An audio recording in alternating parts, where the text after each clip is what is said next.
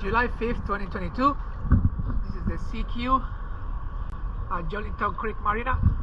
Let's take a look down.